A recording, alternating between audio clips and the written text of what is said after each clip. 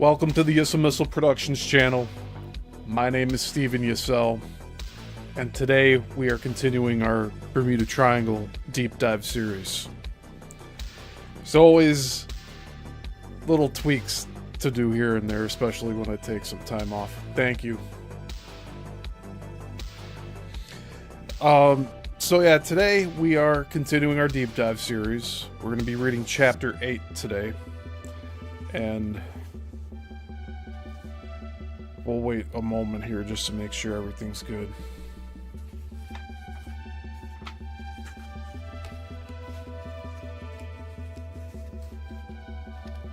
Awesome.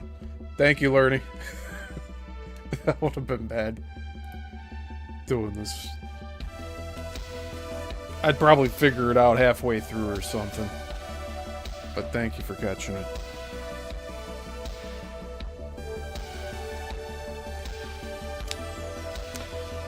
So Tuesday I had the Coral Castle deep dive series. We got further along with that. Next week we'll be reading the Ed Leeds Skolnish chapter of the Bruce Cathy book. And I scheduled both the Coral Castle deep dive series and this Bermuda Triangle deep dive series to continue through the new year. So I have every week practically scheduled to have these shows. Actually, I mapped out the book that comes after this one. I mapped it out, so I have it all listed as upcoming shows. It actually, it's a minor problem here in OBS because I have too many live shows booked now. I can't scroll through down, but like I'm still able to see the chat here. So this whole select the stream thing on OBS doesn't matter.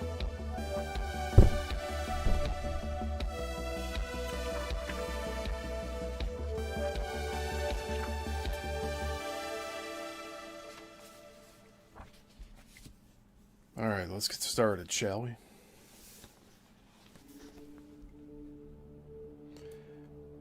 As always,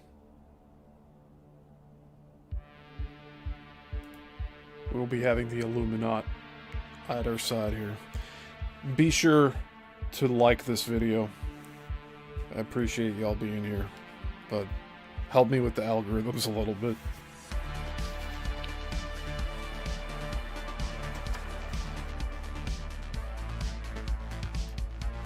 Alright, we're gonna get started. There we go.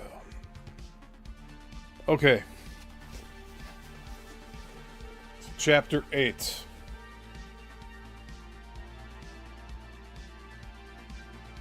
I want to say it's pronounced Atyantica.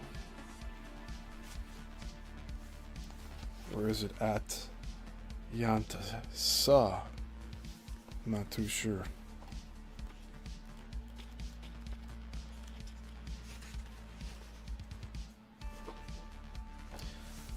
Okay, it's a cool 20 pages here today.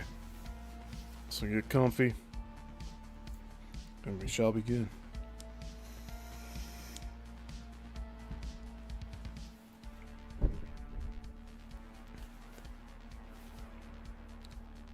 Chapter 8.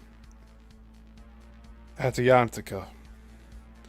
Several of the most dedicated searchers for Atlantis have agreed that Plato's tale is derived only from bits and pieces from what might be termed one vantage point of a much broader upheaval. It is also apparent to any observer of history that there exist far older tales of cataclysmic upheaval, destroying a vast prehistoric civilization at its zenith, that possess this same quality, though they are without any direct reference to the Atlantic. But when the Atlantic-centric theme of Atlantis, or rather Atyantica, is taken into account, a remarkable ingredient is added that all too ably explains otherwise mysterious elements credited for their various destructions. For example, in our Judeo-Christian Islamic traditions, we know that Babalu, or Babel, preceded the dawn of our own histories and was destroyed by scattering and division, so that its towers and buildings came crashing down. In India, the civilization is known as Rutas, destroyed by an earthquake, quote, before the Himalayas existed, end quote. Another echo of a time before great continental movement, since the catalyst of orogeny, or mountain building, is buckling land in response to the whole continent moving. The Chinese recall the world destruction of Mu, spelled M-U, by being overwhelmed by tidal waves and inundation. In Peru, the inhabitants of this civilization who survived were called Viracochas. This is spelled Viracochas, quote, sea foam, end quote, and by extension, quote, stormy sea, end quote, because they arrived in Peru at a time of unparalleled oceanic upheavals in order to build the first great city, Tiahuanaco. Taking the above as caused by one event, one can view these as stages of destruction of the same civilization, yet from different vantage points on what was a single continent.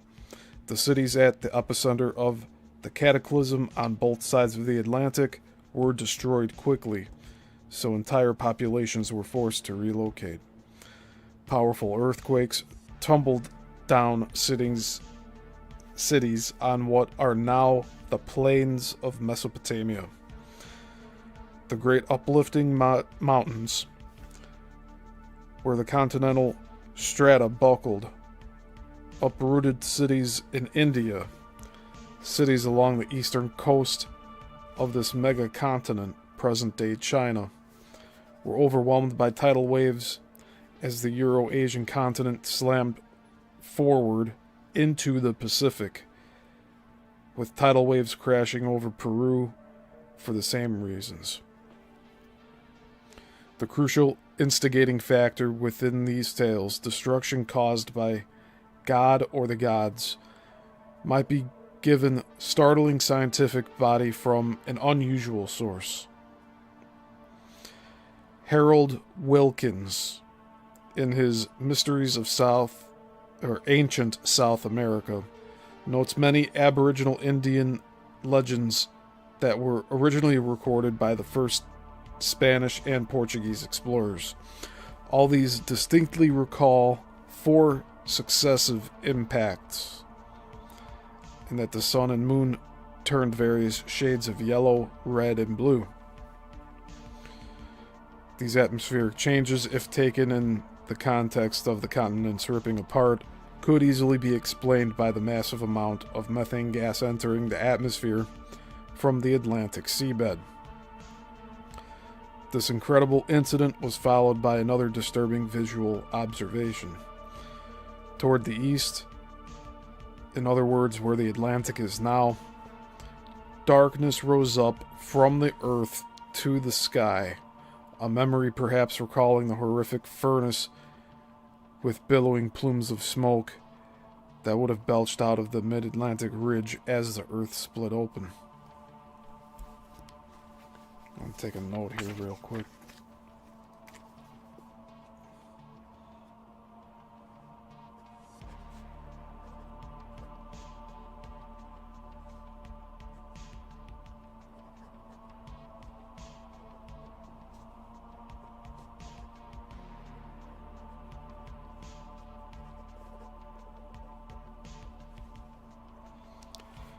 Alright, continuing on. Somehow the idea of just such a bombardment of comets, or meteors, and the destruction of a prehistoric civilization was recalled even by the Old World's most ancient cultures. As the following excerpt from Plato indicates, it was an event so old, the Greeks, relative newcomers to civilization, had preserved it in myth, but that more ancient cultures like Egypt preserved it with startling scientific regard. We again go back to his Timaeus dialogue and the story of, I'm going to say this wrong, Solon of Athens, journeying to Egypt in search of ancient knowledge. During his conversation with the priest of the Delta City, Osiris, Solon tries to figure out when the great deluge hit the earth, but the priest curtly interrupts him. So then we have a little excerpt from that story here. "O Solon, Solon, you Hellenes are never anything but children, and there is not an old man among you." Solon in return asks him what he meant. "I meant to say that in mind you are all young. There is no old opinion handed down among you by ancient tradition." And then in brackets it says, "Bear in mind the priest was speaking 2,400 years ago." And brackets. "Nor any science which is hoary with age." That's spelled Hoary. "And I will tell you why.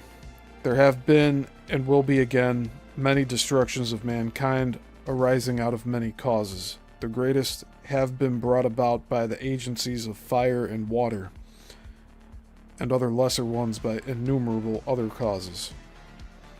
There is a story, which even you have preserved, that once upon a time Phaethon, the son of Helios, having yoked the steeds of his father's chariot, because he was not able to drive them in the path of his father, burnt up all that was upon the earth, and was himself destroyed by a thunderbolt. Now this has the form of a myth, but really signifies a declination of the heavenly bodies moving in the heavens around the earth, and in great conflagration upon the earth." That's the end of the excerpt. This myth seems startlingly to embody the relationship as noted visually between Helios, the sun, and a comet, a small version of the sun, from the moment it entered the Earth's atmosphere, the thunderbolt being its explosion in the atmosphere. This exact chain of events was witnessed over Siberia on June 30th, 1908, when a bright burning pillar traveled slowly through the sky and exploded about 5 miles above the surface of barren forests near an area called Tunguska. This is almost unanimously believed today to have been a small comet, perhaps a short-lived comet, Encke. It's spelled Encke. It laid waste more than 700 square miles of forest, started flash fires, and felled trees in a neat domino effect as far as 12 miles from its epicenter. Placing these events in an obvious chronological order, the cause of the great splitting apart of the megacontinent and the destruction of a vast single civilization by confusion and scattering by the gods or from above seem to be explained by massive impacts of meteors, comets, or asteroids.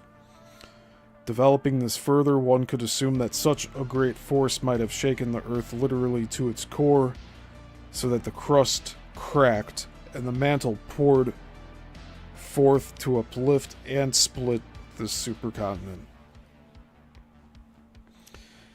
An idea of the extent of this widespread destruction can be appreciated by the fact that no known great meteorite impacts can be located anywhere near Greece or Egypt, nor is there evidence of an impact causing a, quote, great conflagration upon the earth, end quote, in the histories of adjacent civilizations.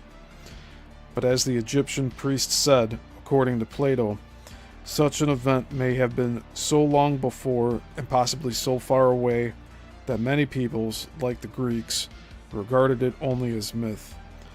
Older cultures, however, may have preserved the memory factually as a holdover from a prehistoric civilization that directly experienced its results. Abundant evidence has come to light in the last 25 years, however, to support the proposition that areas now encompassing the Bermuda Triangle and the Caribbean have been the epicenter of catastrophic comet or meteor impacts that ignited forests around the globe. This evidence includes stissovites, which are shock-heated grains of quartz, more numerous in the Caribbean than anywhere else on Earth.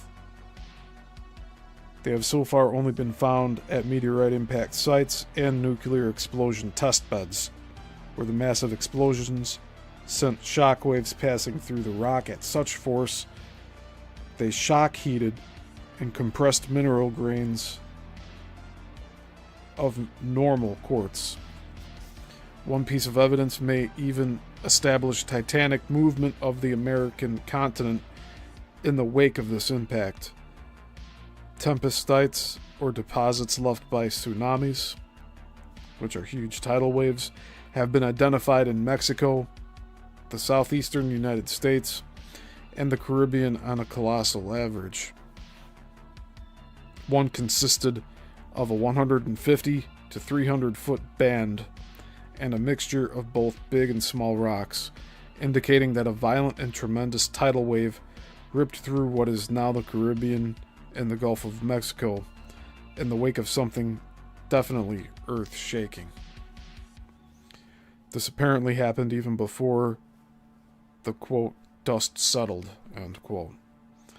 On top of the tsunami deposit, a layer of iridium-rich silt had settled, and apparently had settled over almost the entire globe, if recent studies are to be embraced. A trace metal, iridium seeks the presence of iron and is therefore an extremely rare terrestrial metal, but one that is more common in the mantle and presumably in the core, where the greatest deposits of iron are thought to exist. It is located today in some, quote, hot, unquote, volcanoes, such as those in Hawaii, where it comes up from the mantle in the lava flows, but it is also associated with identified iron meteorite impact sites. This worldwide layer usually measures 2 to 3 centimeters thick, but in the Caribbean and Haiti, it is as much as 17 centimeters thick, with the iridium content being much higher than elsewhere, on an average of 10 to 50 times more. This iridium layer contains several, quote, peaks, end quote. That is, periods of greater concentration around the globe. A possible explanation for this is that early peaks were caused by the varying impacts of iron meteorites, and then later ones were caused by successive volcanic eruptions as the Earth was jolted, and great eruptions sent more iridium into the atmosphere at varying intervals based on the duration and timing of the flows, such as those seen at the Columbian Plateau or the Deccan Traps. These flows, a world apart, would seem to be impossible events without the continents undergoing massive upheaval and upsetting the mantle below. Widespread forest fires at this time seemed to have sent soot around the world, since this global iridium layer is found intermixed with carbon ash. But once again, it is thickest in the Caribbean, again indicating that this area was near the primary epicenter. Attempts to correlate the evidence above with an impact site have centered around the so-called subsediment Chicxulub crater in the Yucatan. And I'll spell that word for you. It is Chicxulub.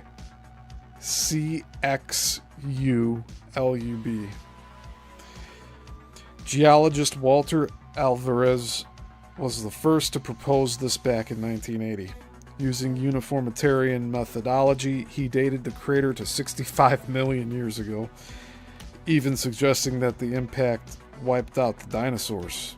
Recently, however, as that paradigm and its dating methodology have fallen apart, and as further tests indicate Chicxulub is not an impact crater, the search for impact sites has centered on the ocean bottom. Crater hunter Rufus Johnson has been able to pinpoint a chain of possible comet impacts along the Bermuda Triangle's continental shelf, with a minimum estimated age of 6,000 years. They extend out from Virginia and then following the coastline down to Florida, where possibly one of the largest in this shower might have hit. Although the craters are by now so weathered by the elements and the ocean that identifying them is highly subjective. Johnson continues to discover other evidence of massive impacts in this general area, like smooth and round river rocks in the middle of fields far from any river, some of them weighing up to 32,000 pounds.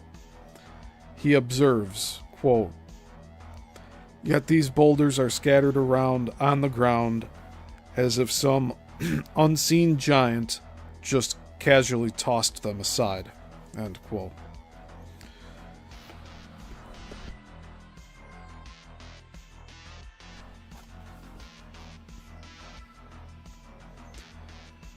While the lead of this theory seems at first glance more suited to explain only the colossal ruins on the various sunken plateaus of the Bermuda Triangle, it may have more direct bearing on explaining its infamous enigma if we more thoroughly explore aspects of its legendary destruction. If we assume that these are the impact sites heard by the ancient peoples of the Americas, a rather interesting correlation with the enigma of the Bermuda Triangle is uncovered. In commenting on the Tunguska impact's after effects, Dr. I. Vasiliev, who contributed significantly to its study, reported that there had been, quote, "absolute electromagnetic chaos at the center of the site," end quote. He continued, quote, "There was clearly an electromagnetic hurricane of enormous proportions which had shattered, perhaps permanently, all the normal alignments with the Earth's magnetic field," end quote. A coincidence that adds another dimension to the origin of electromagnetic anomalies in the triangle. Unlike a meteor or an asteroid, a comet has a coma, or head, that is a vast reactor of energy. The damage done by several comets, measuring hundreds of miles in diameter, might have distorted the magnetic field enough so that even today, triggered by current changes, weather, or perhaps even the presence of a plane or ship, anomalies will spontaneously swirl into and out of existence.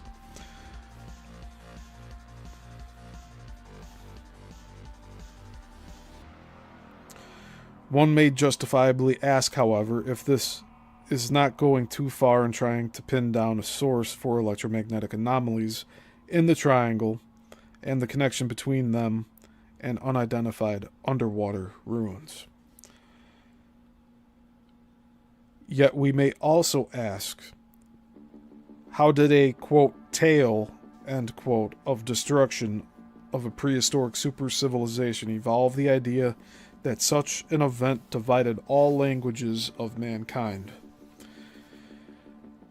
And if not a tale, how could a real event like this have happened?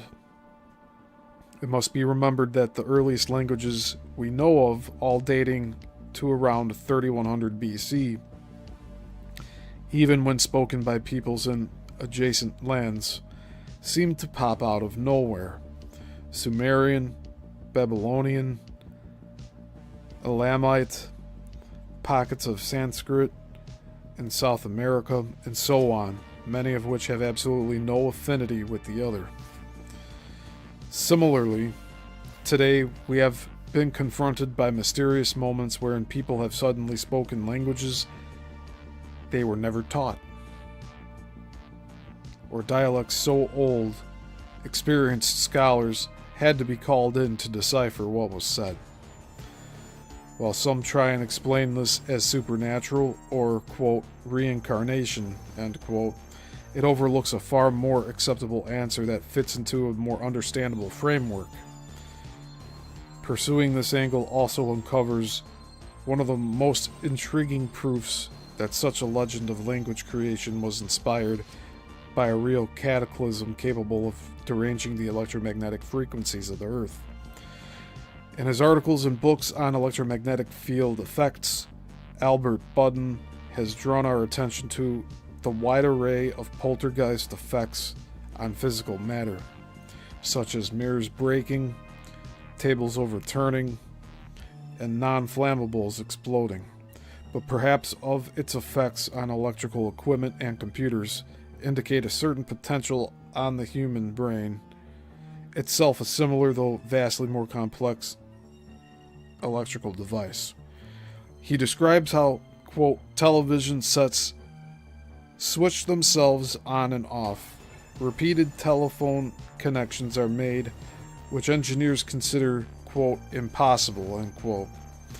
And computers show programs that have not been installed by anyone or information that is inaccessible through normal use, end quote.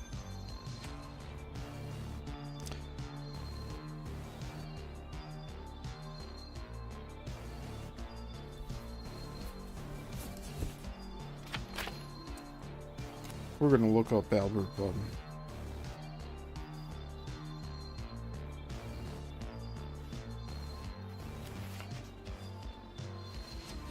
In developing its electromagnetic pollution theory, or his electromagnetic pollution theory, Budden has become convinced that poltergeist phenomena can be explained by electromagnetic aberrations.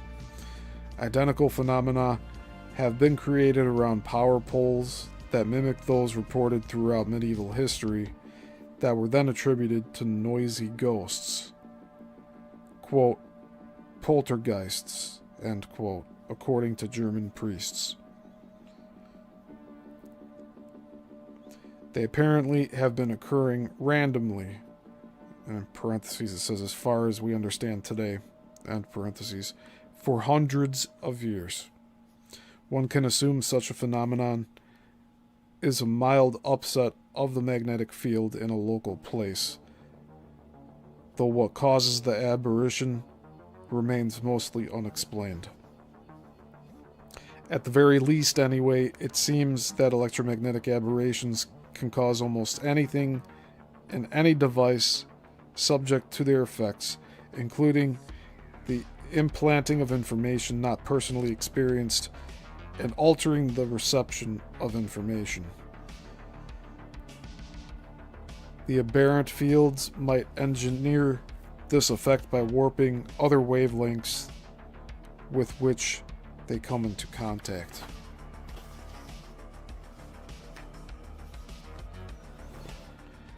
Especially of interest here are extremely low frequency, or ELF, electromagnetic waves and fields.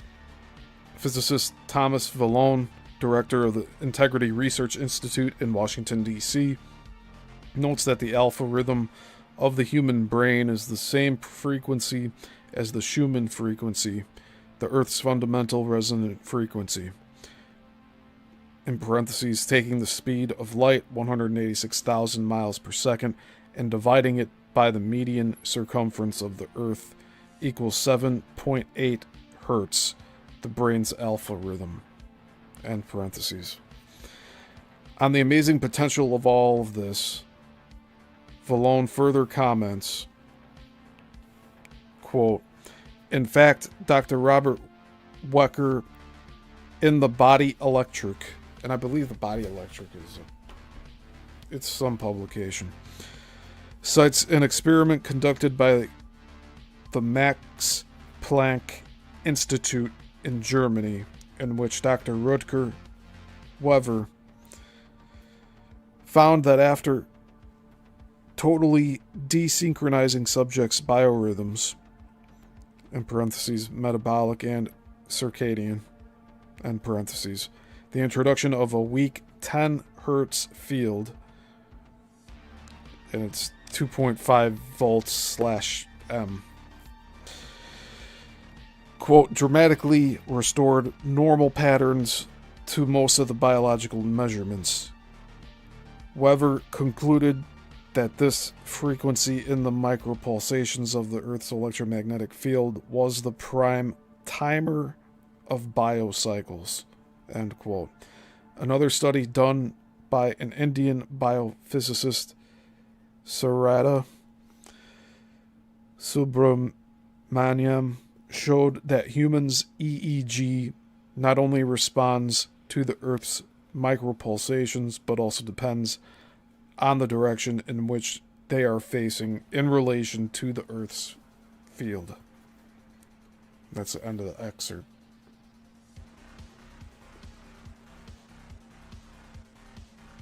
Yeah, Lerny, everything seems to be sorted here.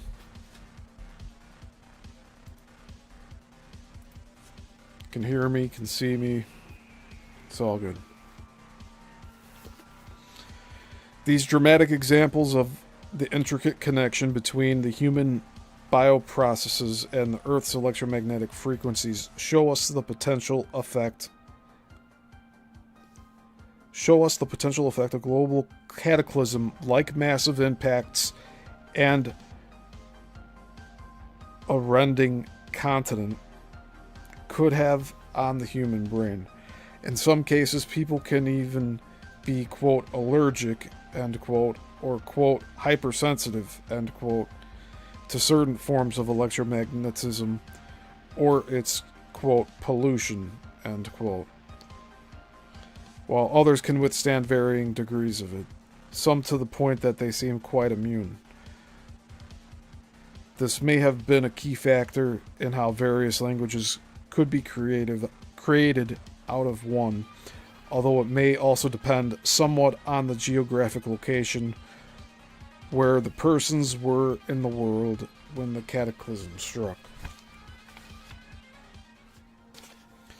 With so much evidence pointing to the general possibility of the key points to these legends of a prehistoric destruction, it seems logical to assume that an advanced one-world civilization, a very specific and integral part of these worldwide legends of destruction, could also have existed and been destroyed by this event and by the cumulative action of a geologic aftermath during the centuries following.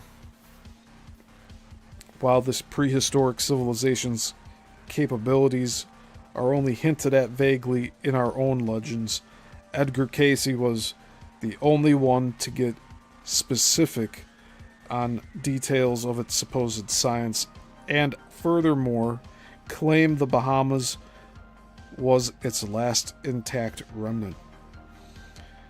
This is one of the most astounding assertions made in the Cayce records. While most anybody could fabricate a super civilization from the legends, no one could fabricate its last remnant on the Bahama Banks, as Casey proposed, albeit via a highly unorthodox method, nor would anybody else have the guts to assert that obscure Bimini held archaeological evidence for this civilization. Along with this disturbing coincidence come others. In his revelation of the final exodus from the Bahama Banks, Casey asserted that part of this exodus was accomplished using their advanced power sources one final time to, quote, guide the ships in the sea and in the air, end quote, to Peru, Egypt, Spain, among others, and lastly, Yucatan. Although all the old world civilizations seem surprisingly to appear around 3100 BC, in America, the Mayan civilization, like all others of Mexico, seem to have no architectural roots older than 1500 BC. This disparity might be answered by the Mayan calendar, which maintains a beginning date equivalent to our 3114 BC, another echo of time of Peleg and Atyantica. But there is no question that Amerindian cities, as we know them, do not go back that far in Mesoamerica. Reports made from aerial surveys may contain a clue. These repeatedly refer to evidence of sunken cities on the expansive and shallow Yucatan continental shelf, much like those at the Great Bahama Bank. These may represent cities inundated just prior to the Amerindian retreat to higher ground to build the cities of which we now know. Mayan oral histories assert that early Mayans first came from a great land across the eastern sea, or a land, quote, to the rising sun, end quote, that sank beneath the waves, implying a land beyond the Gulf of Mexico, toward the Great Bahama Bank. An older civilization destroyed is recalled as Aztlan, or it's spelled Aztlan, or Atlan, reminiscent again of Atyantica, Atlantis, and Great Upheaval. The Yucatan is, of course, the oldest civilized area of Mexico. In Honduras, at the Mayan ruins of Copan, the Athens of the Mayans,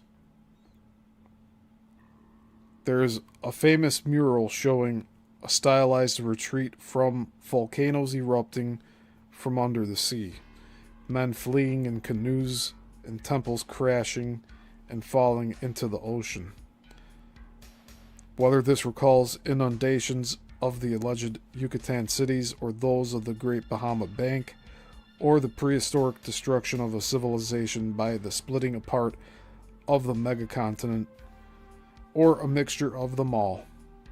The mural also shows in stylized form a strange flying object with landing gear. This is neither a stylized bird nor a cloud, as the mural commendably portrays realistic fish in the sea and the billowing smoke of volcanoes. Cassian assertions about the last evacuation from Poseidia could scarcely be justified only by these artistic inferences. Nevertheless, Cassian overtones of a previous civilization, or, quote, mighty men, end quote, influencing the beginning of our civilization are not found or inferred only in the artwork or legends of the Maya, but in almost every early tribe or race. Exactly what degree of advancement these references imply has often been the subject or victim of contemporary and later interpretations, as in the mural at Copan.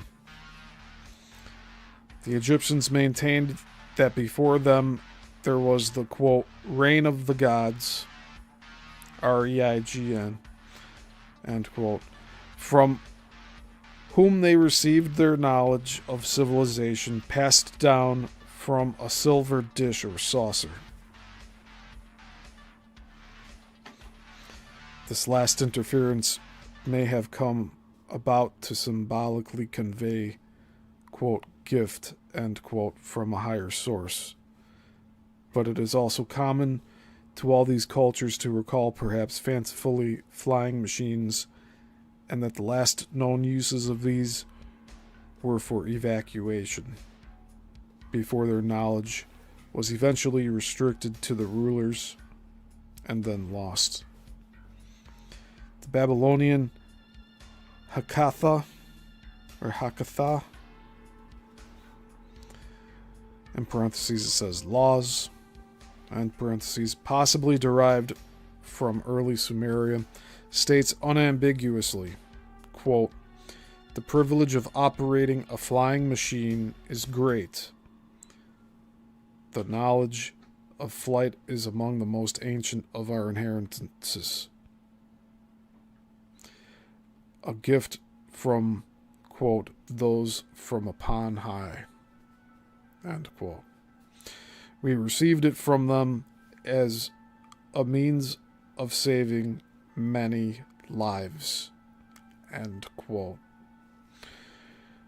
The ancient Chaldean work Sifrala even becomes technical, mentioning words that can be translated only as, quote, graphite rod, end quote. Quote, copper coils, end quote. Quote, crystal indicator, end quote. And, quote, vibrating spheres, end quote. And other indications of some form of novel power so suggestive of Casey's Atlantis. A reevaluation of these legends is not being inspired by Caseian concepts, which are, on the whole,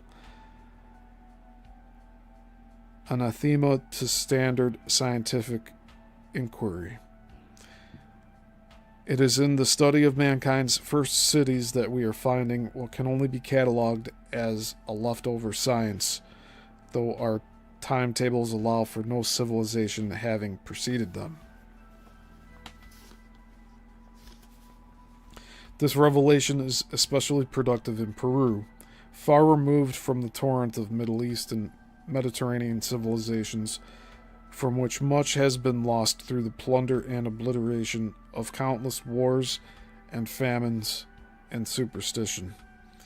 Peruvian legends likewise refer to the earliest arrivals as, quote, coming down, end quote, to build the first great city, Tiahuanaco, in circumstances suggesting evacuation in the aftermath of continental upheaval. The Inca regarded the city's original inhabitants as a, quote, divine, end quote, people, and called them the Viracochas, after the creator god Viracocha, who first, quote, descended, end quote, to create Tiahuanaco, quote, after the receding of chaotic floodwaters, end quote. Hey, Beyond the Box, good to see you here. Whether Viracocha was a composite of the abilities of this quote, divine, end quote, people or their original leader. It is interesting to note in this regard that some of his unusual appellations, appellations, Appellations, sounds like Appalachians, like the mountains, include, quote, Lord Creator of the world, end quote, and interestingly, quote, Old Man of the Sky, end quote.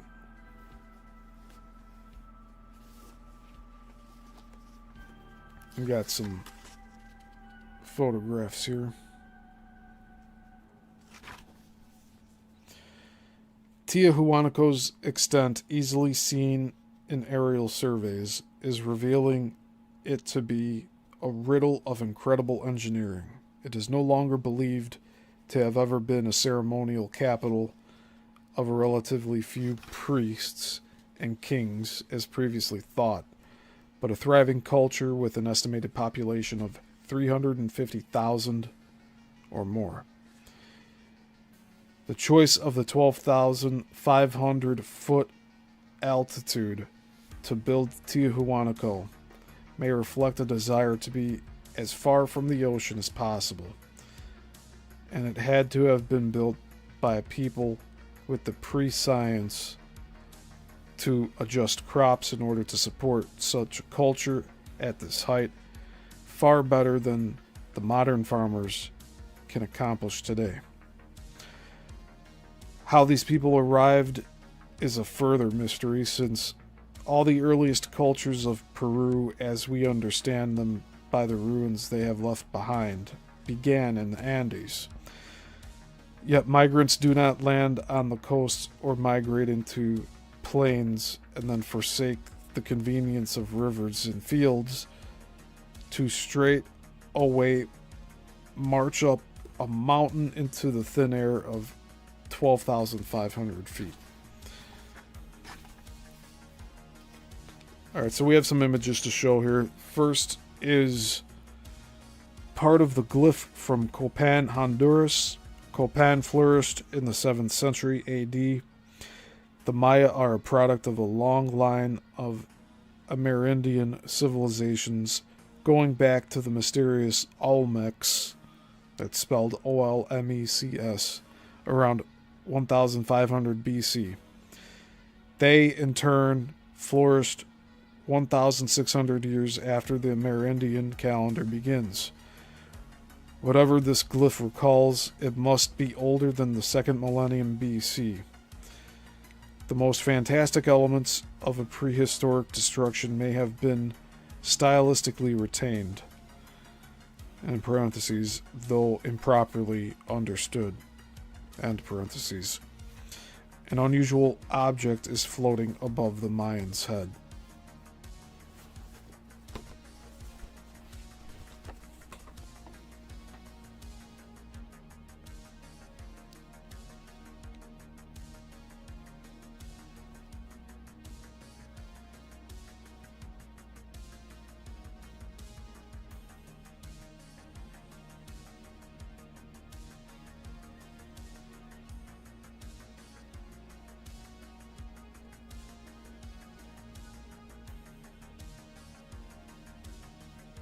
Alright.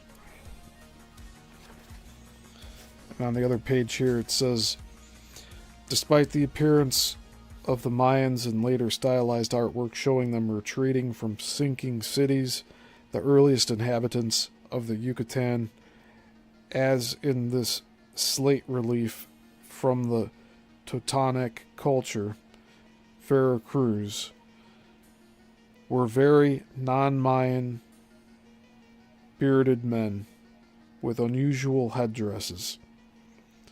Evidence for this early Indo-Aryan race is found throughout the Americas.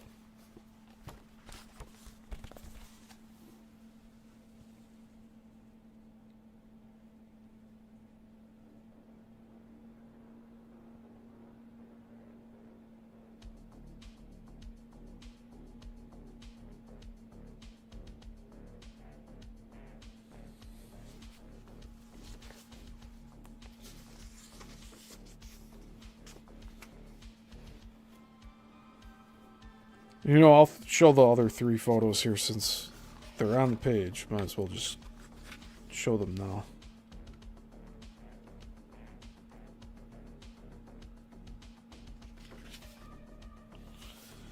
So, first one here.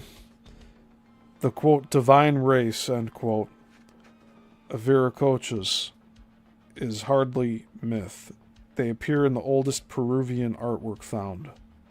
This human form vessel from the Moche culture, about 100 BC, shows a Viracocha flute player.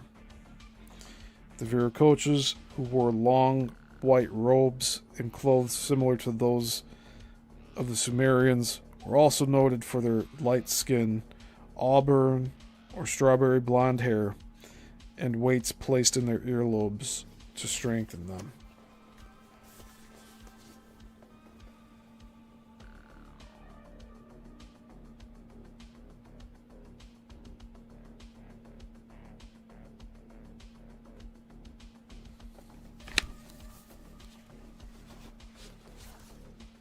And next we have the Incas insisted that the Viracochas built Tiahuanaco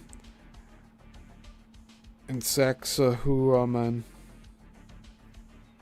at the earliest of times by burning stone until it was as light as cork, and then applying a liquid to the edges to soften it so that polygonal stones fit perfectly into place. This is an example of the joins between 200-ton blocks at Tiahuanaco. Hold on, did he just explain away how they built these?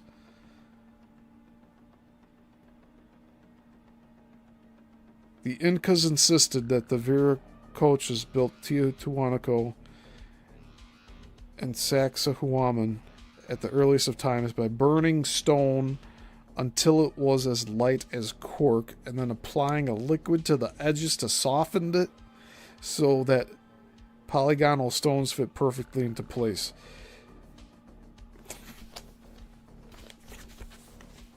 So how come we never hear that explanation anymore? Out of all these megalithic places, never heard about stones being burned until they were light.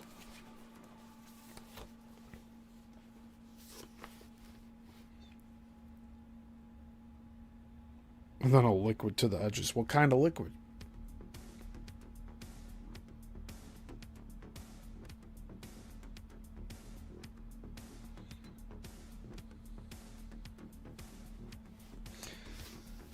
And then finally on this page we have the 10-ton gate of the sun at Tiahuanaco, one of its many mysterious buildings.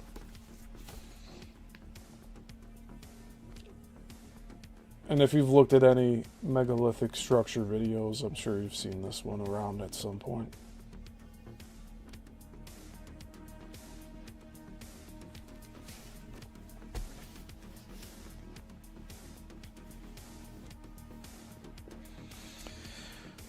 While the references to flying machines, evacuation, and so forth can be variously interpreted, Tiahuanaco represents tangible mysteries of construction, especially considering that its monumental megalithic blocks are often 200 tons or more, placed in perfect polygonal joins so that a knife blade cannot be inserted between them, a considerable feat anywhere, much less at almost 2.5 miles altitude.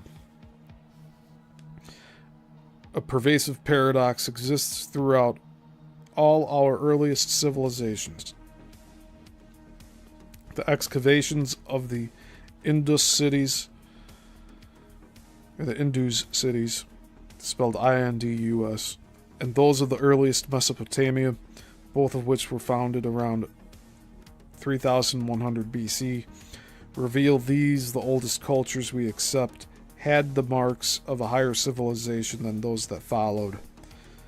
In parentheses, until modern times. End parentheses. For organization and layout, cleanliness, and convenience, these earliest cities were designed to accommodate up to 50,000 people. Mohenjo-Daro, along the Indus was built on a grid with broad avenues bisected at right angles by smaller lanes. An advanced sewer system superior to any in Europe only 200 years ago ran under the streets. Manhole covers were made of brick with holes in them to allow for inspection.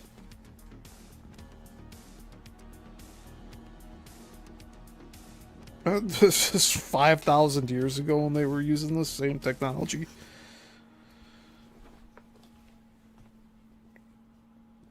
A drain led from each home.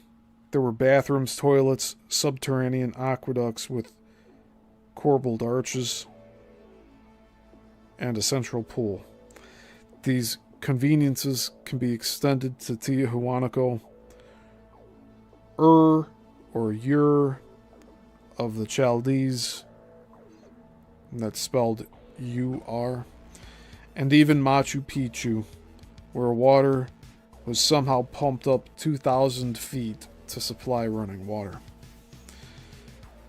Indications of advanced science and even the use of electricity continue to be found from periods formerly reserved for, quote, cavemen, end quote. A skull discovered in Arabia, believed to date to 6,000 years ago, had been operated on. Examination proved that delicate brain surgery was performed after an herbal anesthetic was used. Bone regrowth indicated that the patient lived another 2 years. Under close scrutiny, the teeth of a skull found in Pakistan near the Indus have upset our views of prehistory. The skull, also about 6,000 years old, has revealed under microscopic examination the results of advanced dentistry. Molars contain drilled holes lined inside with connective grooves, telltale signs of drill bits. And with this, the implications of the use of magnifying mirrors. It is inconceivable that any force other than electrical could have been used to create these perfect concentric holes in such a small working area as the human mouth. We are equally at a loss to explain any known ancient technology that could have formed such precise, minute drills in the first place, plus the ball-bearing science required for their rotary function. These discoveries, along with their implication of still more, quote, modern, end quote, scientific knowledge behind them, are hardly freaks. Nor are they limited to Pakistan. The earliest Peruvian cultures excelled in brain surgery, and they left admirable examples of what must be electroplating, an art it is believed the Egyptians also mastered. So there's like a sketch of a tooth here. And I believe it's just showing the precision hole markings on what would have been found there. There's no caption on it, so I'm not sure. It's just a reference. Although these are tangible evidence for inferring an ancient knowledge of some form of electrical power, none of them prove it beyond a doubt without the presence of a machine or instruments that created the power. Casey was not alone in the 1930s, of course, in his belief that there was a prehistoric super civilization.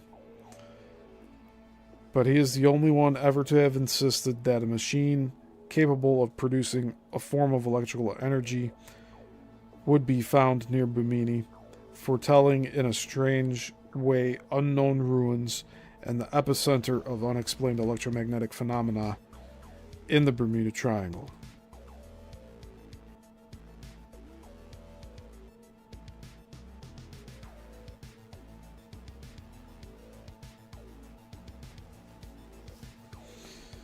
If only Casey had never mentioned Bimini, it would be easy to deal the occult out of the world of investigating very tangible things like boats and airplanes.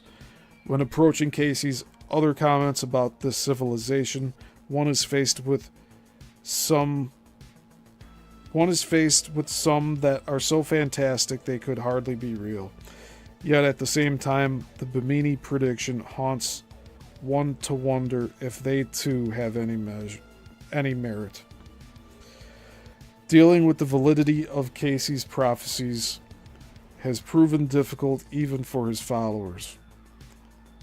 The most objective view of his Atlantis readings may still come from no less than his son, Hugh Lynn Casey, who after his father's death headed the Association for Research and Enlightenment, or ARE,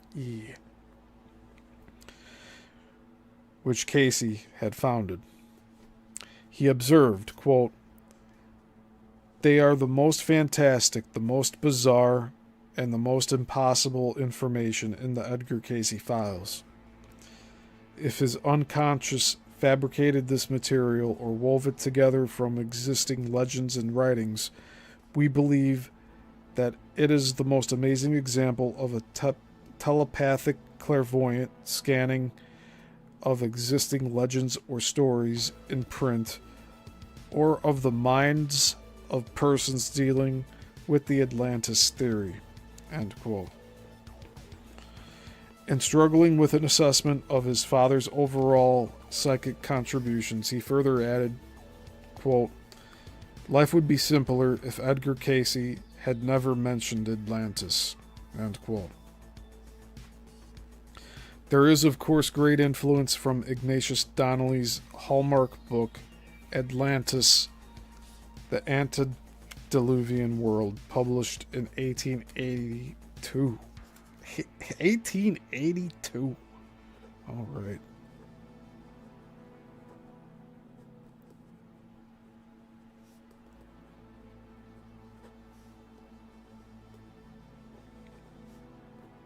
It's by Ignatius Donnelly.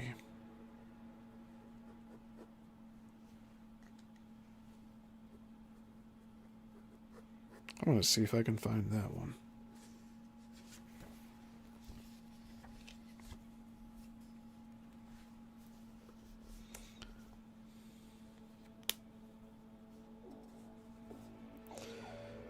Published in 1882, through Donnelly, writing before the Air Age, was sans the super civilization aspect so dominant in Casean readings.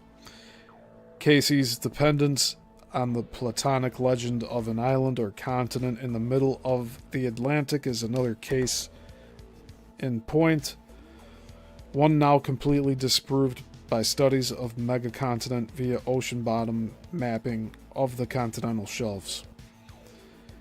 Then again, he deferred to Plato's date of 11,400 years ago, which seems to be a purely Platonic fabrication. Casey even incorporated the, quote, land of Oz, end quote, into Atlantis. Other Casean prophecies concerning Atlantis and future inundations have miserably failed, such as Japan and California falling into the ocean in 1998, to name only one. Casey himself expressed puzzlement at his own Atlantis readings. On one occasion, after glancing at a transcription of what he had said, he remarked, quote, "I wonder where that came from, and if there is anything to it." End quote.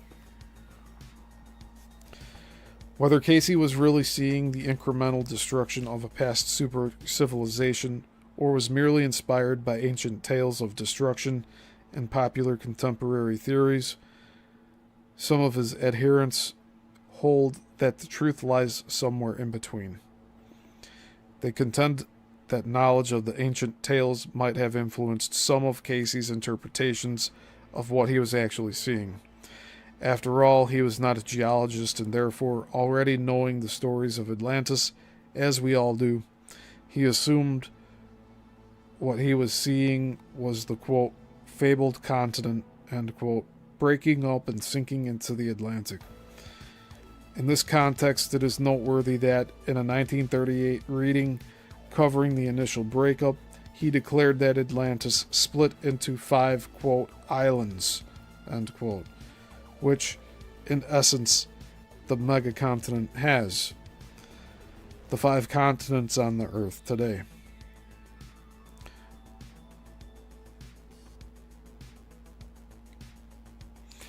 But taking Casey's failures into account, is there really any reason for a serious student of prehistory to credit his successes as more than coincidence or Procrustean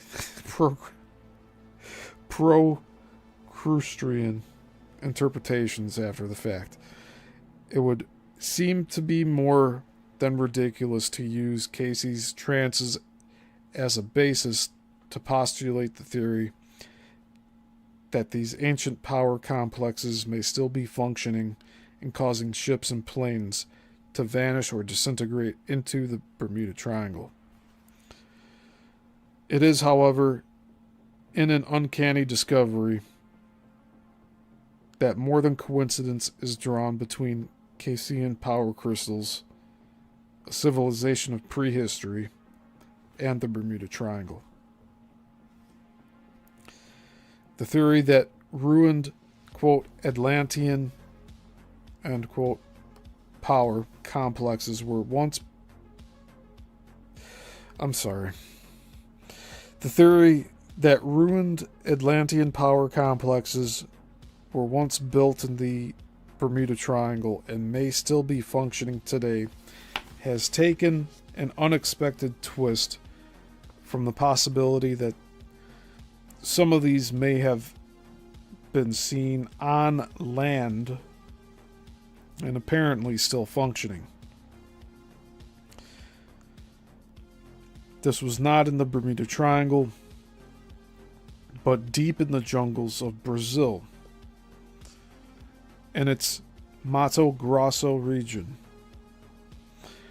Legends have persisted here since the first Spanish and Portuguese explorers arrived in South America of a prehistoric civilization tumbled down and overgrown.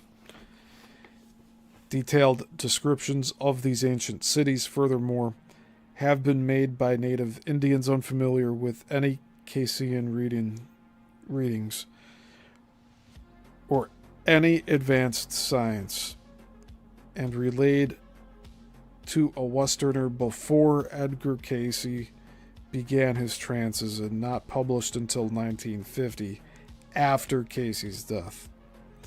Yet they share a remarkable identity with what Cayce was recording about Atlantis thousands of miles away in Virginia Beach.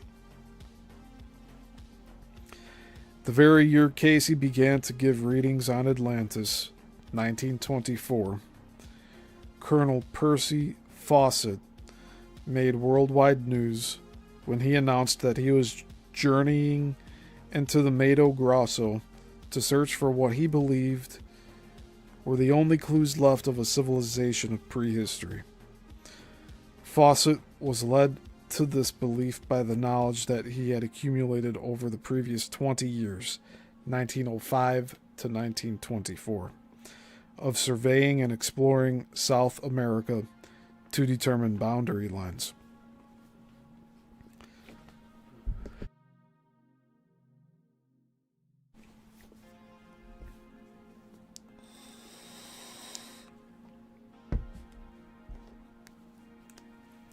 And he also has a book that's mentioned here.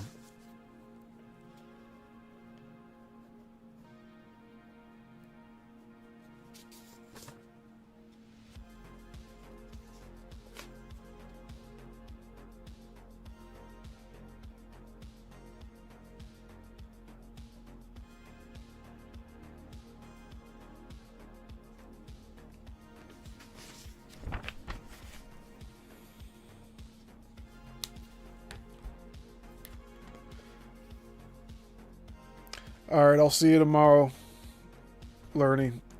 I should be going live in the morning on Sunday.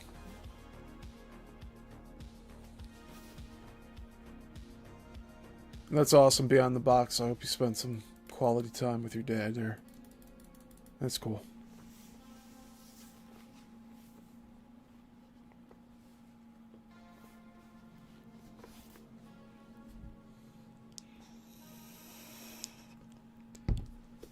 We got about 5.5 pages left here. Yeah. And one more overhead map. You know what? I'll actually show that right now.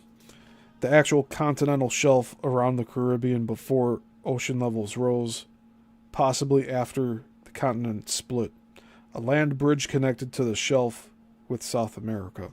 Some believe that a civilization rebuilding after the splitting of the megacontinent could have thrived along the Bahama Bank and into Brazil for centuries before being inundated here and choked out in Brazil by jungles.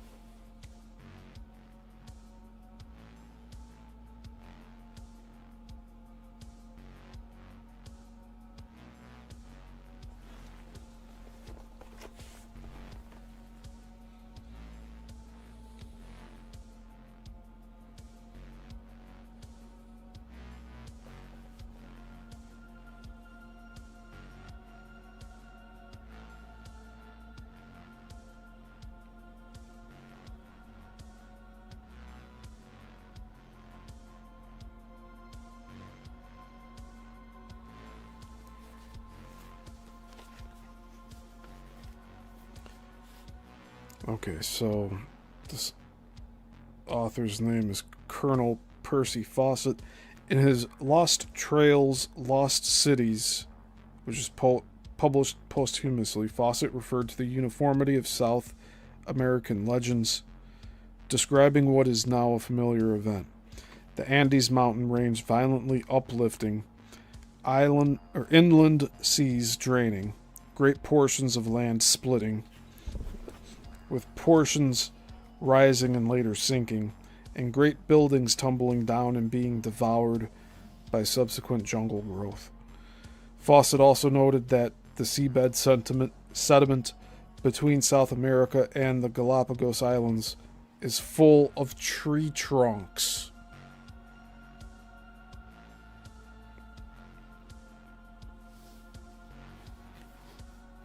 Consistent with a great deforestation by tidal waves sweeping over land as the South American continent catastrophically smashed into the Pacific, ripping trees back into the Pacific, forming great log mats that eventually sank to the bottom into the sedimentation, as we have seen in Spirit Lake, Washington, and in North Dakota.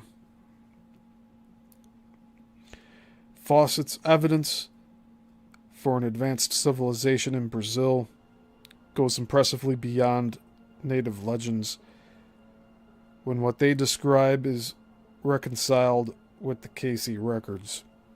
These lost cities are described as having pyramids,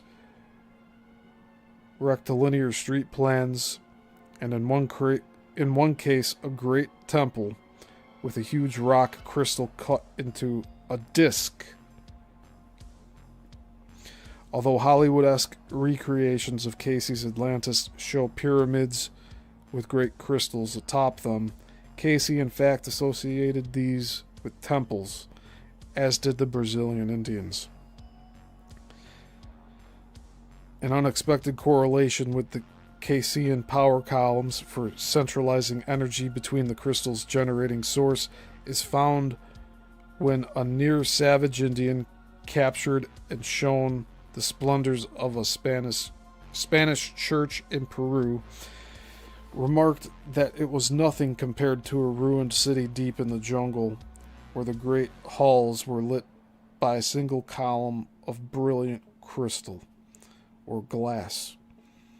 Fawcett's belief that these Indians' tales were indeed referencing some unique forms of energy was reinforced by his first-hand examination of some of the most ancient dwellings in Colombia. He wrote, quote,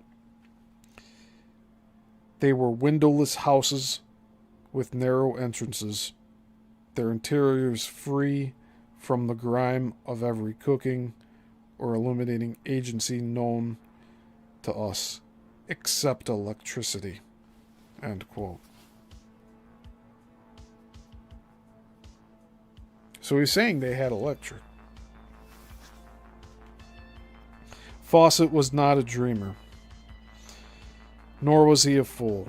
He had been a colonel in the British Army and is responsible for fixing many of the national boundary lines in western South America that are still recognized today.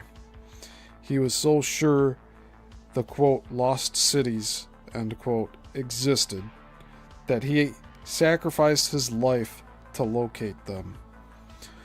Before he left on his final expedition, from which he, his son Jack, and his friend Raleigh Rimmel never returned, he wrote this, published posthumously for those who might one day follow.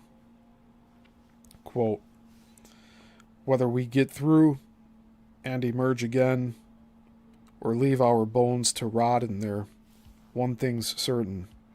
The answer to the enigma of ancient South America, and perhaps of the prehistoric world, may be found when those cities are located and opened up to scientific research.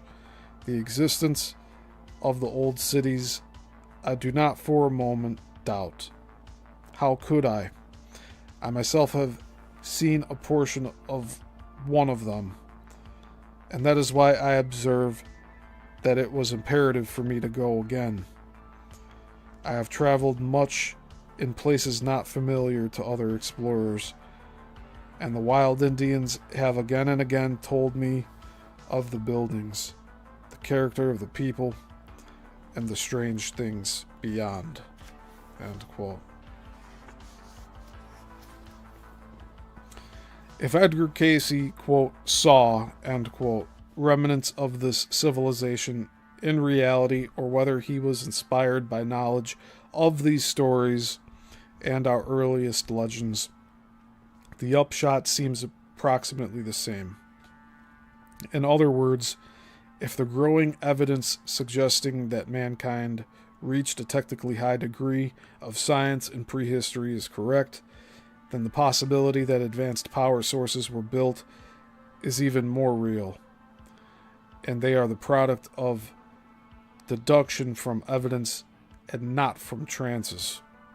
Considering that we are now developing power sources of limitless duration, it is easier to imagine that a highly technical civilization could have existed in prehistory that perfected power sources capable of harnessing the energy and elements all around us, within rocks, water, even air, that is, protons and electrons, by means of what is now being viewed as vortex compression.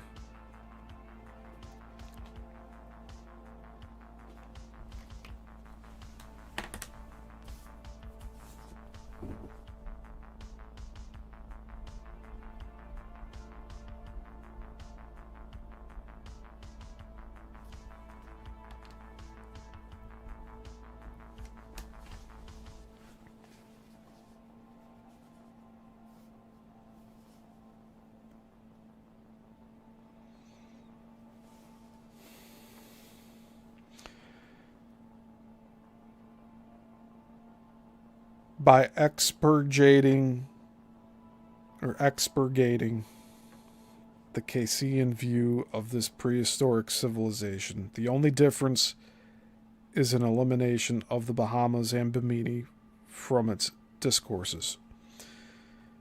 But it is in the eerie fulfillment of his prophecies here that interest in the Caycean view is sustained. This once again reintroduces one of the most fantastic theories for explaining the mystery of the Bermuda Triangle. In this case, however, though not entirely made up of what might be termed devoted Casey followers, or at least those who wholeheartedly feel his readings are without error. They do believe that his psychic wanderings locked onto these power devices because these were naturally the most interesting elements he saw.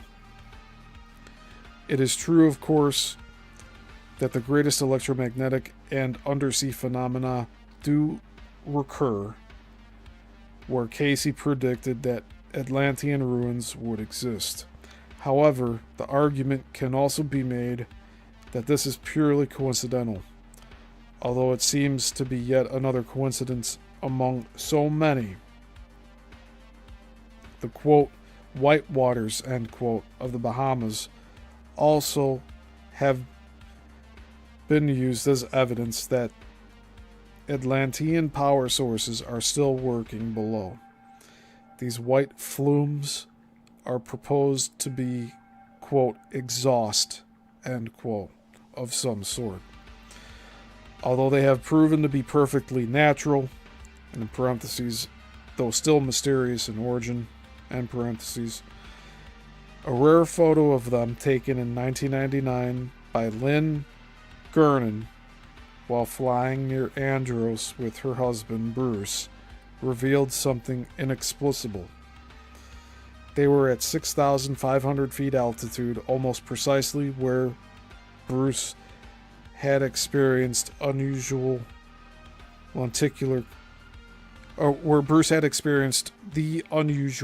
lenticular cloud in 1970.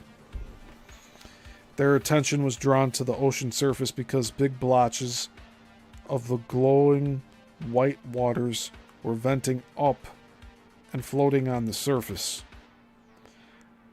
In the midst of one blotch, which Gernon estimated covered about 10 acres, there was an almost perfectly circular area of clear water into which the glowing phosphorescence was incapable of intruding. So far, there is no natural explanation that can explain it.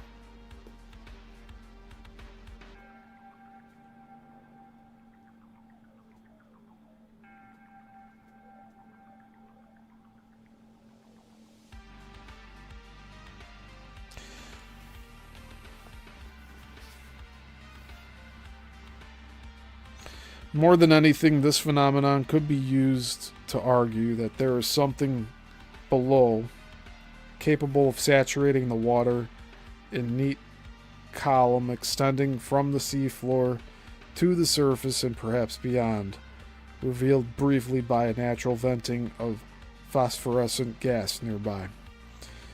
There seems to be no other source but electromagnetic or radioactive energy capable of repelling the phosphorescence in the white waters, and thus when drifting with the gentle current, they traced the geometric outline of what would otherwise be invisible.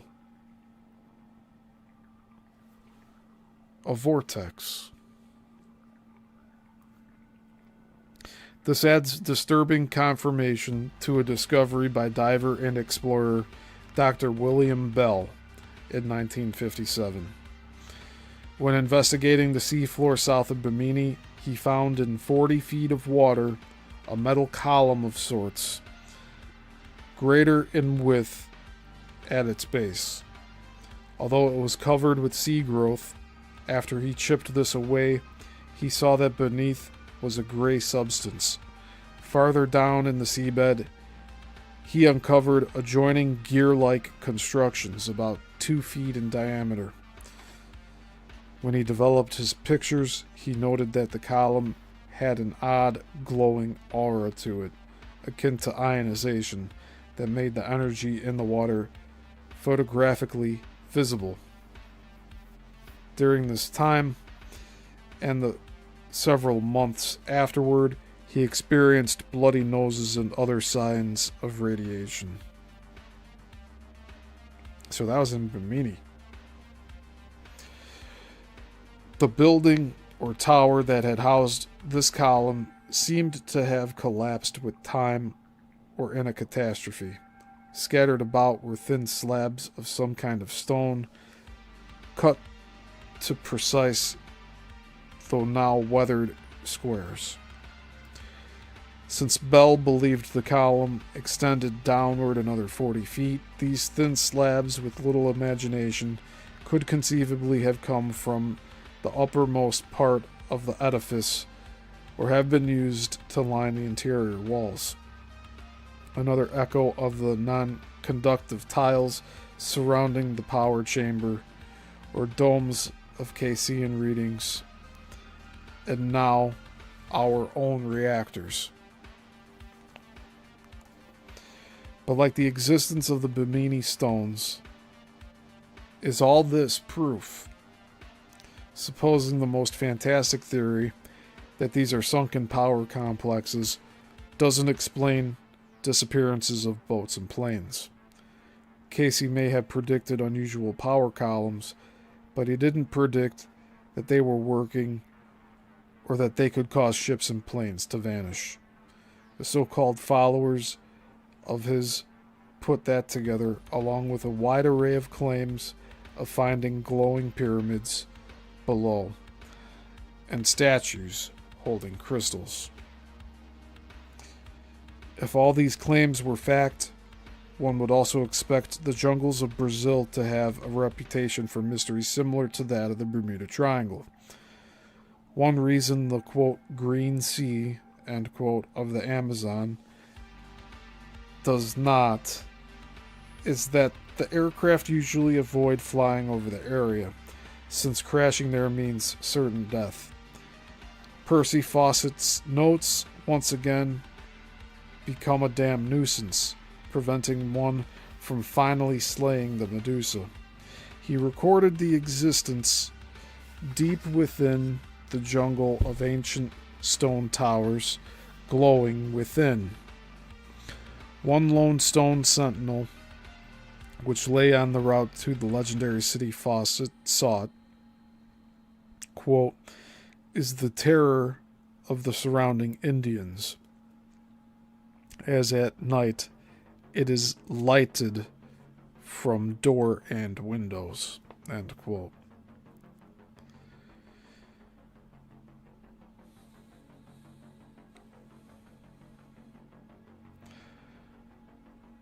The possibilities of a sunken civilization like Atlantis or a lost one in Brazil have enlivened our imaginations for generations, possibly because they imply an intact link with our past. The depths of the Atlantic or the jungles of Brazil are both inaccessible to the ravages of quarrying by later cultures. So one is inspired to believe that the keys to what may have been our prehistoric past lie fallen but preserved here. Edgar Casey's readings continue to keep the question very much alive. In addition, the growing scientific study of what may cause, quote, psychic, end quote, abilities in some people has given interest in Casey's readings a boost in forward momentum. For some time now, instances of, quote, remote viewing, end quote, have been accepted. This psychic ability is thought to be related to the possible existence of superluminal particles called tachyons, which are particles that move so rapidly they constantly exceed the speed of light and therefore are almost impossible for us to detect.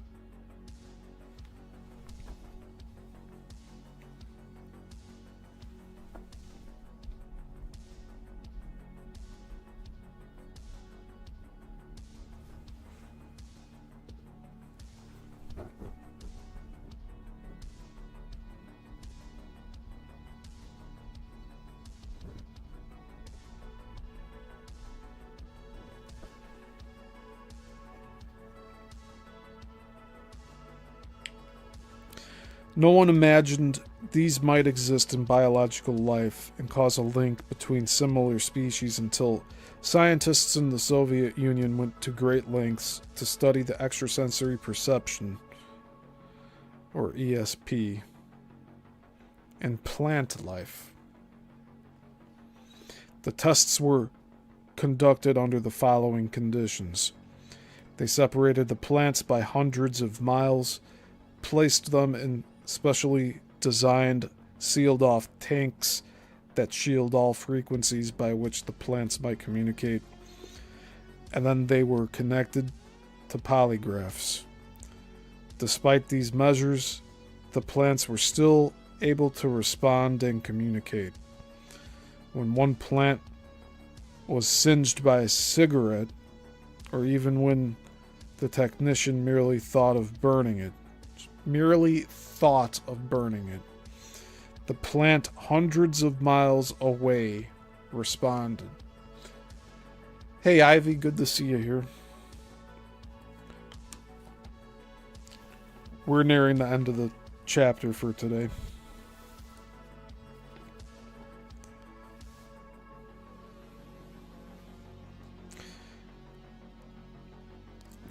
I don't know, Brenda, what do you think Susie's going to think of all of this? Talking about the plants. She's going to get mad at me and yell at me. Don't say these things. By the very postulated nature of tachyons, that they exceeded the speed of light, it was theoretically possible that tachyons could penetrate any shielding and therefore might be responsible. Dr. Hal Puthoff of Stanford University, an expert in lasers and in theoretical zero-point energy fluctuations, came to this theory and proposed that beds of algae could be linked with others by lasers to see if one bed's electromagnetic pulse reactions were transmitted along the laser beam to the other bed.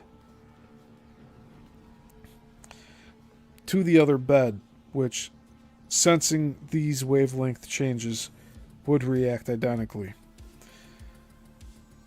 This would tend to substantiate the idea that even faster particles could form a connecting link between humans, far more complex than lasers, and explain some psychic phenomena. In one incident he recalled, Dr. Puthoff invited, through mutual acquaintances, the famous medium Ingo Swann to participate by being placed in a chamber such as the ones the Soviets had surrounded their plants with in their ESP tests. When Swann merely approached the chamber, all the gadgets, indicators, and lights went on and reacted violently. Swann then immediately drew an accurate picture of what the interior of the complex chamber looked like, though he had never seen it, and the chamber had never been photographed, or the classified descriptions of it circulated in any published form.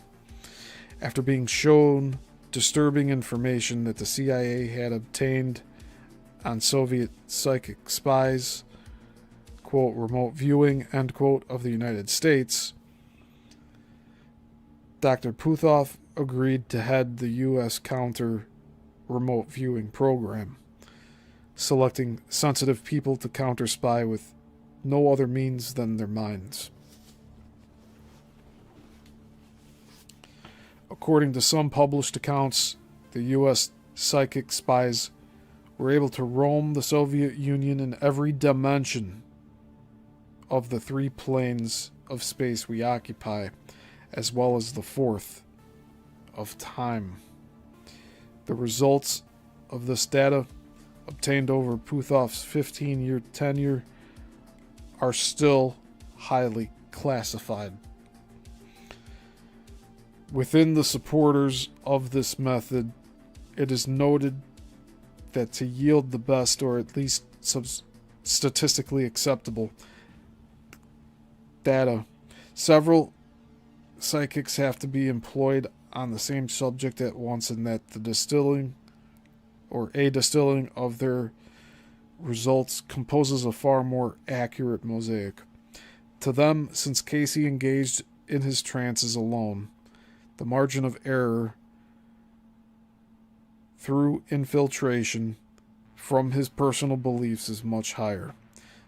Therefore, elements of Casey's readings may be reliable, but those that tend to repeat themselves, like the continued references to power sources, may be the most reliable. Naturally, interest in Casey's readings of Atlantis is now concentrated on his descriptions of these fabulous power devices, receiving even greater impetus from the discovery recently by our generation of the possible source of their limitless power, which was so difficult for him to convey: 0-point energy. If Casey's power sources are a complete mental myth, they are no longer impossibilities. They are, as found in a reading from 1939, predating any use of nuclear or atomic power, as potentially real for the near future, as Casey's prescient warning for that future. Quote, influences of atomic energies or electrical force of any nature become a channel for good or bad today. End quote.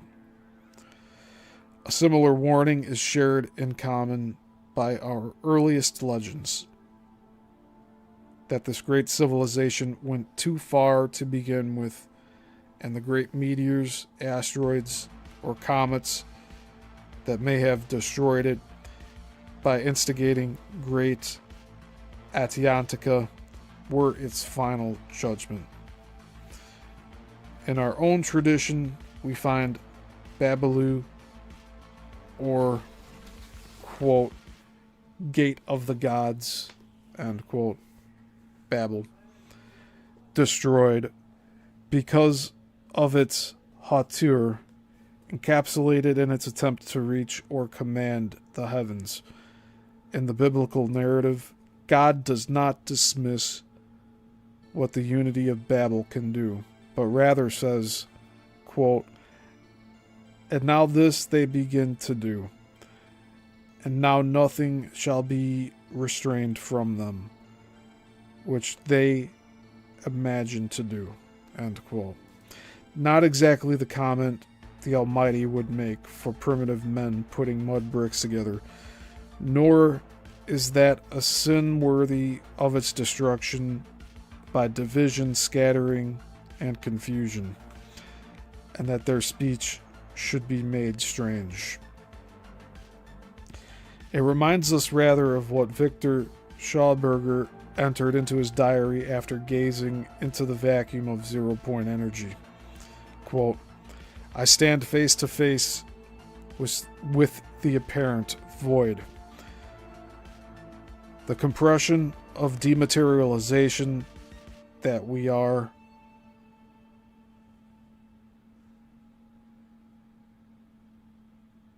wont to call a vacuum. I'm sorry. Having a little difficulty here reading this. I can now see that we are able to create anything we wish for ourselves out of this nothing. End quote. Just how far a prehistoric civilization could have been capable of going before its destruction may be obscured by a cataclysm on Earth, but its evidence might strangely still be held in the heavens. A civilization consumed with the heavens may have directed itself there, as we are today. All our great discoveries of the, quote, enlightened age, end quote, have been upstaged. We now know we were not the first to the Americas. We were not the first with the gear system or with astronavigation. We were not the first with the battery, and perhaps with aerodynamics. Because of the Bermuda Triangle, we may discover we were not the first into space, a proposition that may launch us into the most chilling theory to explain the entire mystery of the Bermuda Triangle. And that's the end of Chapter 8.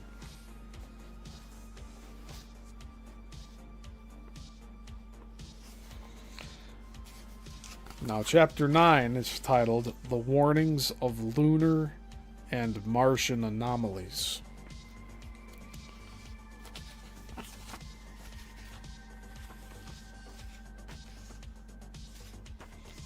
I think this will be equally as fascinating.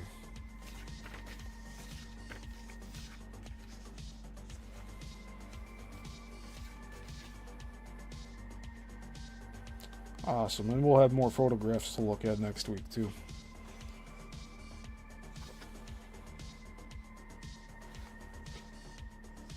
Like the face on Mars and all that stuff.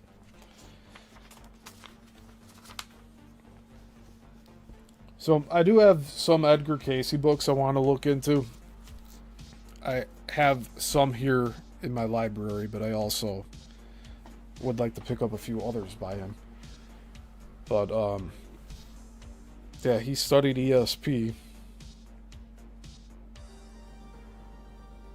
And there's a lot more to all of that. I have several other books that cover that topic, so that's going to be a brain scrambler for sure. Hey Jay, good to see you here. Hey, no problem, Jay. It's all good here. It's been real busy and hectic on my end here as well. Like, I didn't do a show for Bermuda Triangle for a few weeks here, but I was trying to get everything organized and sorted out on my end, and thankfully we all made it here tonight. I couldn't do it Thursday either. I was like, no, I'm not gonna put the show off for another week, so that's why we're doing this tonight. But yeah, thanks for being here, everyone. I appreciate it. And I'll be getting that members only content up soon for you. I'm sorry, it's just the way this has all been going. I've been restructuring everything. The website's all up and running. So you can go to yissilmissilproductions.com or just yissilmissil.com, and you'll find at the top a banner that has 4 buttons in it for the 4 different video platforms I'm putting everything on now. And I'm going to try to just stream directly to YouTube like I've been. I'll try to reincorporate Rumble again. We were having issues with the stream rate. The bit rate was so low, and it was dropping frames on the YouTube stream a few weeks ago when we were trying that out. So that's why we're back to exclusive YouTube lives. We're not spreading out the internet too far here with everything. Oh, that's awesome, Jay. And hey, Andreas, good to see you here.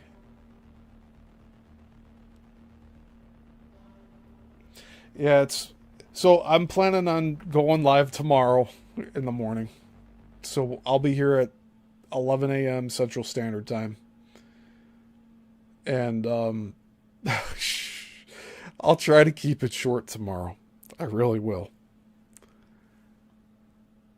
And in that same vein, we're just about to hit 2 hours.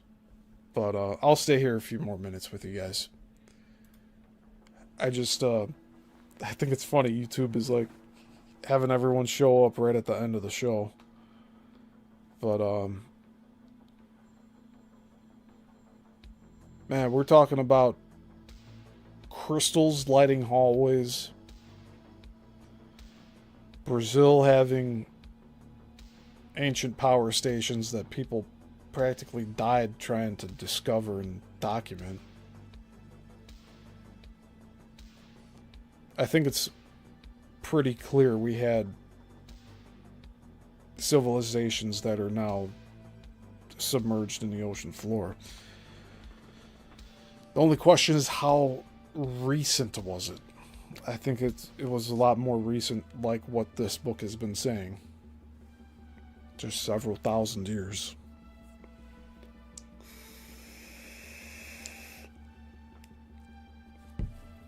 Awesome, Jay. Thank you, man. You know, I was saying earlier, I mapped out part 2. Like, this book has a part 2. So this is from 2004. I believe I keep on getting that wrong all the time. I'm sure that... No, that's right. 2004. And then the second one is 2017. I scheduled every show using the next book. That's how far in advance I booked them. So I'm just trying to make sure I have everything mapped out for the year. And it's probably going to change a little bit from week to week. But I do plan on doing these deep dives and the Tuesday Coral Castle deep dives for the foreseeable future. We'll be getting a lot of those out. And that's just because there's so much content to cover. A lot of the time the Coral Castle shows go between an hour, hour and a half. But these Bermuda Triangle shows are knocking out 2 hours every time we go live. So I'm trying to just keep it within that time frame, because these chapters are fairly long. I mean, we're talking about 20 pages per chapter, roughly. At least we're getting through it, though. You can see the progress we got on it. So, like, we're getting close to the end here. But not the end of the content, that's for sure. Because I think there's a few more gems in this book. But it's like I'm taking notes on things that stand out. And I've been rewriting my notes on Coral Castle. And I actually have these ones here from the past several weeks from Bermuda Triangle. I'll have to consolidate.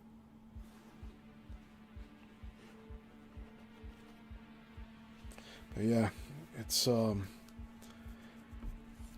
been a hectic past few weeks for sure. But I'm appreciative of all you being here in spirit or here physically live or watching after the fact, just thinking of me. Like, thank you. I appreciate it. And I enjoy being here, sitting here with you. But yeah, tomorrow I'll be live, and then we'll figure out when the next one... Like, I'm not doing Let's Talks every single Sunday anymore. Only if they're necessary. And I'll have some stuff to share tomorrow.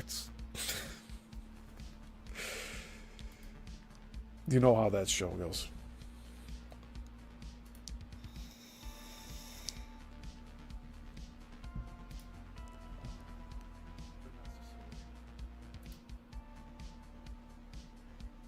Cool. And we're pretty much caught up. I got like a 15-20 second delay on the live, so it's not going to cut anything out. Yeah, with the restreaming, it kind of delayed the last Let's Talk stream. Or something happened where it just completely cut off the ending. But I fixed that in the re-upload.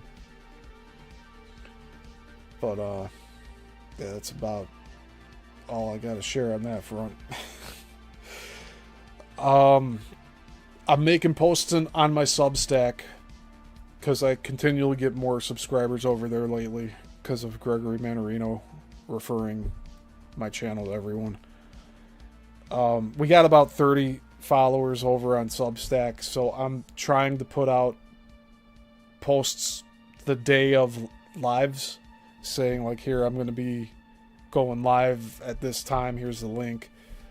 But I might just end up doing like weekly posts like for the week of, and then show like what shows I'm doing and links to go watch those live. But yeah, I'm out over on Substack. I need to update TikTok. Everything else is updated, though, except Brighteon. Brighteon has too many ads to even embed on my website. Hey, Jason H., good to see you here. Oh, this is good. It's a nice little gathering for the end of the show here. You know, I haven't even been over on Abe's channel in a few weeks. I've jumped in and watched a few portions of his shows, but my sleep schedule's been completely different these past several weeks. So I'm not up all night half the week anymore. But yeah, it's good to have you here and listening to me read this out loud.